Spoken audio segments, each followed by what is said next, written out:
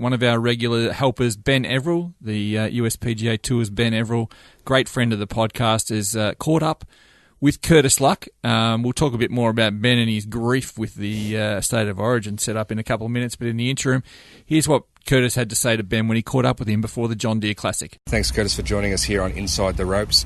Made a big couple of weeks for you. You must be really impressed with how your game's come along after having that break back home. Yeah, St. Jude kind of came just in the nick of time. I played, I think, 5 events up until that point, and it kind of just told me that I needed to take a bit of time off and just recharge the batteries back home, see some familiar faces, and get back to the basics. So it was nice to be home and see the coach, and it's been nice the last few weeks out here. Of course, you came back and had that great finish at the Quicken Loans, and then a good finish again last week at the Greenbrier means that you're basically set for a spot in the Web.com finals at very least, so you must be pleased. Yeah, very. I think Quicken Loans was a really good event for me in the fact that it just showed me that, on a tough golf course I can compete out here. Last week was great. I found the course suited my eye really nicely, but just didn't make the most of it, unfortunately. So hopefully this week at the John Deere can put some more runs on the board and get closer to sealing away a US Tour card. Well, that's the thing. You've got the opportunity now that you're sort of secure for a shot at the Web Finals, that you can almost freewheel it in these next few events that you've got to try to get to that 125 number. Yeah, sure. That's the best thing for me right now is that... and actually, if you want my honest opinion, that was the biggest thing I thought about when I was at home. Like, what does this year really mean for me? And I kind of came to the conclusion that regardless of my results...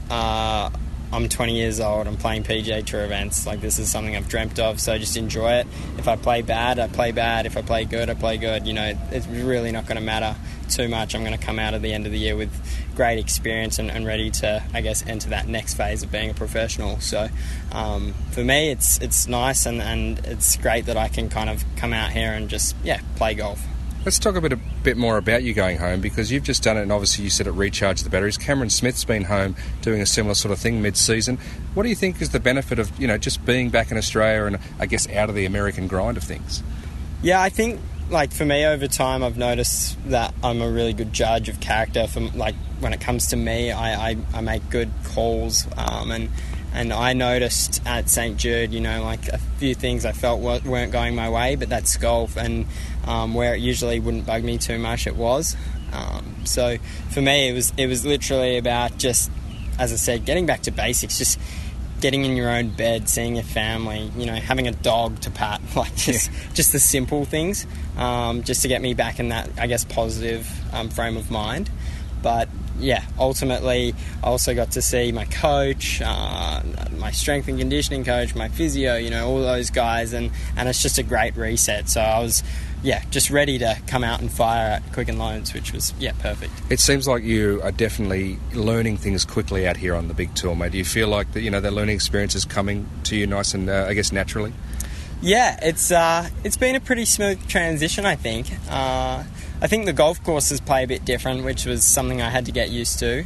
They're long, and there's definitely a big emphasis on driving the ball well out here because of the fairways are great to be in, but when you're in the rough, it's killer. So I've made a few equipment changes. There's been some changes like that, but ultimately it's been nice. I was lucky enough to play a ton of pro events from October last year, to the point where I didn't even play any amateur events, I don't think, after Asian Am. So I had a perfect kickstart to turning professional and being ready for this stage. Well, everyone at Inside the Ropes is obviously wishing you well for the rest of the season, and everyone back in Australia is hoping you'll have, a big run through, maybe, as we said, through to the 125, but at absolute worst, you'll be having a crack in those Web Finals, so good luck. Thanks for having me. How awesome's that? Benny Everill couldn't have done that interview 48 hours later, so devastated would he have been by what he saw at Suncorp. So we're lucky that he actually got Curtis Luck before going through the Origin Series. So, Benny, pick yourself up, dust yourself off. There's always next year. Have you ever seen a Twitter account sort of deactivated by tears before? I think it was waterlogged. His phone shorted out. Unbelievable. But how good is the approach, the attitude of Curtis Luck? I mean, he sounds unbelievably grounded. Yeah, and I think taking that ownership, what we're talking about, where he reflected, he said, no, I need to go home.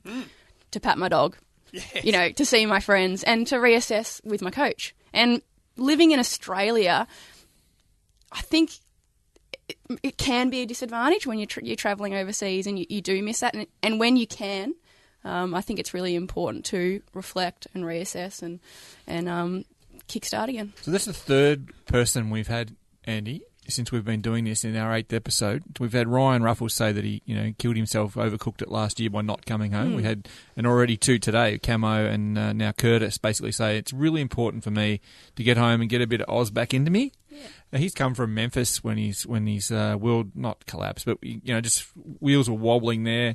I need to be in Perth. Perth's a pretty good place to be. I need to be there. Let's go. And there's no point if you're not up and about on the tour.